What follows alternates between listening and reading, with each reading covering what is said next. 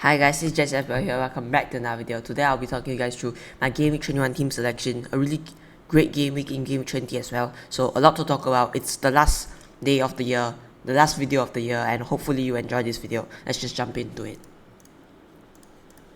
So now this week I scored 48 points. So was a really great game week, a green arrow up. Let's just talk about it here. So Backman, again, I said it last week. I'll be happy for 2 points, but again, they did concede 4 goals. They managed to take the lead quite early on in the game, 1-0, but then just couldn't hold on to the lead, and then they concede 4 goals.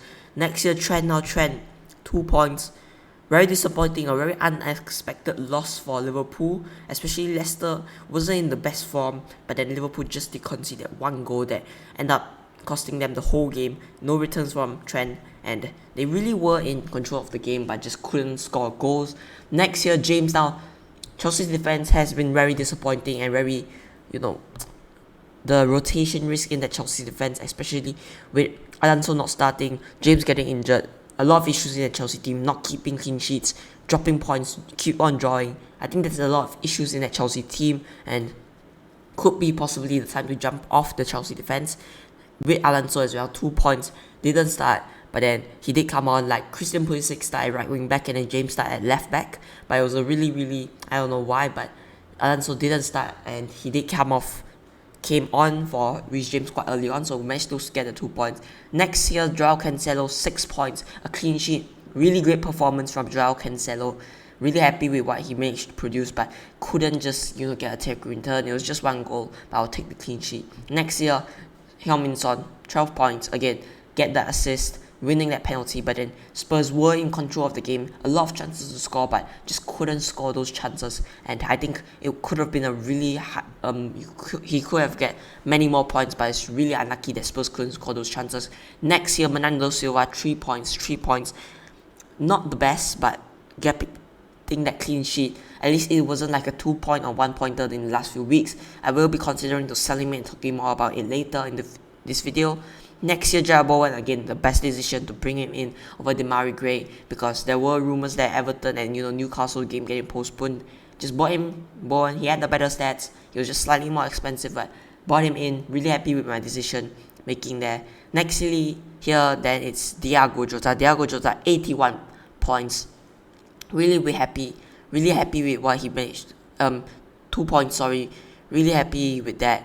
8.1, like, it wasn't the best game week for Diogo Jota. I did say 81 points, sorry, my mistake. Did look at the price, but it was 2 points this week. And vice captain, luckily Son did start, because there was rumour that Son was not going to start. But Diogo Jota, 2 points, very disappointing. But Liverpool did get a lot of chances, but couldn't manage to score. Next, Mikel Antonio, 5 points. West Ham scoring 4 goals, but then Mikel Antonio only getting 1 return. Very disappointing, especially playing in a striker position. Next year, Christian Benteke, again, very disappointing. Got on for the wrong striker, Eduardo. And I did say on my wild card, a risk to take. If he, got a return, a big return, it was a great risk, but then he just couldn't manage to deliver. So could possibly manage to consider to sell him. Next year on the bench, Gunnarsson, 0 points, didn't play. King, 5 points, did get the order wrong. Should have started King over Benteke, but just thought that Norwich was the better fixture, and it was true, Norwich was the better fixture, but then he didn't start Benteke. As I said, if he doesn't start, he will always come on, and then he just gets 1 point, which is really annoying that he can't just rest on the bench the whole game. Next, Cornet, 0 points, didn't play against United. And then lastly here, Tierney, game got called off. Let's jump into the transfer plans and the GW21 team selection. So this week I'm planning to make 1 transfer, which is again James to cash. I think it's just too much money in that defense, and reinvesting it in other positions, maybe upgrading a midfielder, upgrading a forward, cash, a brilliant replacement, especially a really great run of fixtures. United there, as you can see, that's only, I can say, one of the tougher ones. Next year is like Everton, Leeds, Newcastle, Watford, Brighton, Southampton, West Ham. That's a really great run in my opinion. And the tough fixtures they passed the last 2 weeks. They played Liverpool, Norwich and Chelsea. So the tough fixtures are gone. Aston Villa look really solid under the new manager Steven Gerrard, and hopefully Cash can give me some points. Take note, these transfers are not confirmed and not locked in. We'll be making the transfers on deadline and probably live streaming that. Now let's jump into my GW21 team selection. Let's start off in goal here. Daniel Bergman, 4.2 mil, playing Tottenham. Now Tottenham, again, a really solid side, could score a lot of goals against Watford, but again, hopefully not too much. Get some saves, get the 9 minutes. I'm really happy with that, because if he gets like 4 saves or 5 saves, 2 points there, 2 points for the 9 minutes, and done. 4 points. Even if he concede like 4 goals, it's still, he will get like probably 1 to 2 points. So hopefully he does get some saves and get the, probably not a clean sheet, but get some saves.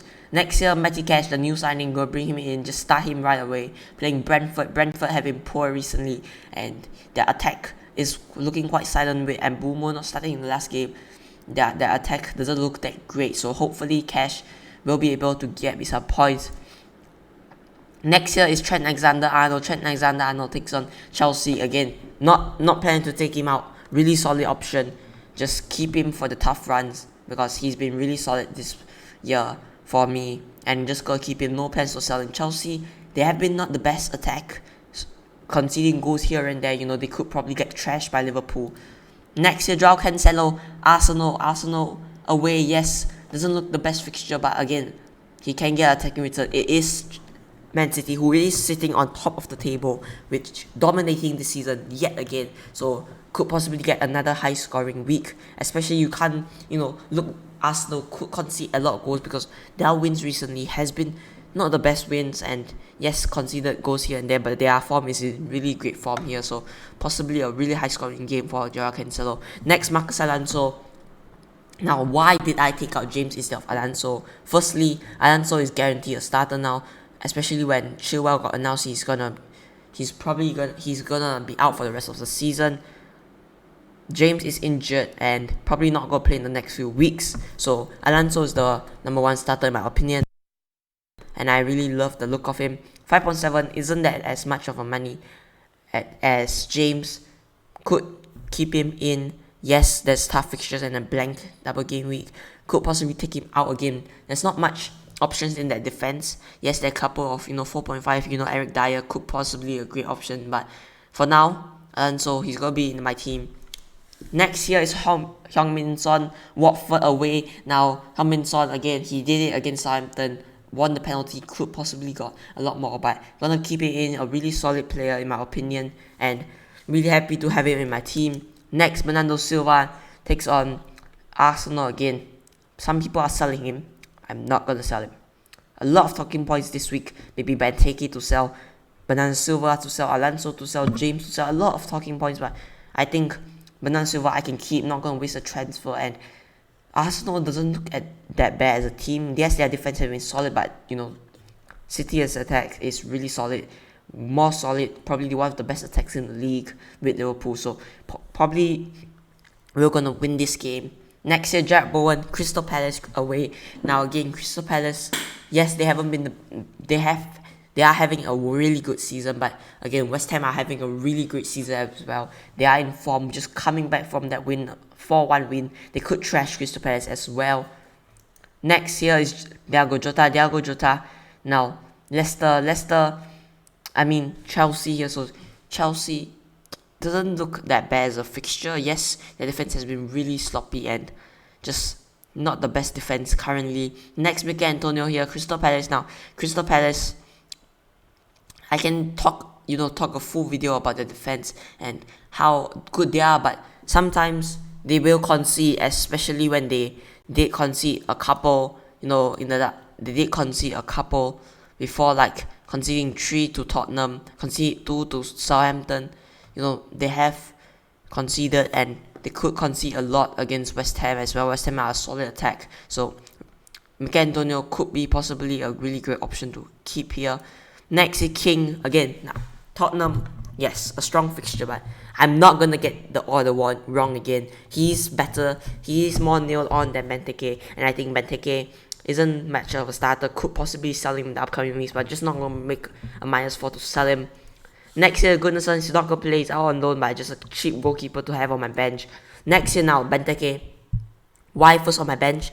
Because he's a striker. If he starts, he could possibly get some goals. So gonna keep him first on my bench. He's still a really great option, but it's just his place in that Crystal Palace team is not guaranteed. Next year, Kieran Tierney, Man City, not gonna start him. Second on my bench, you know, if some players get rotated, yeah, probably gonna take him out, but now he's just gonna sit on my bench. Not expecting much from him. And lastly, Cornet, I kept him in because there's a Gabbo game week this week. No Gabbo game weeks has been announced yet, so it's not really looking as much of a Gabbo game week. They could possibly get announced in the upcoming hours or on tomorrow. So hopefully there are some double game weeks, and that we're gonna wrap it up, guys, for another video. Gonna be live streaming this week and possibly gonna do a buy keep sell video. But it's been me, the last video of the year. Really great year, a really strange year for FPL, but again, thank you guys for watching this video. I'll see you guys next year. It's been me, just FPL. See you guys in the next one.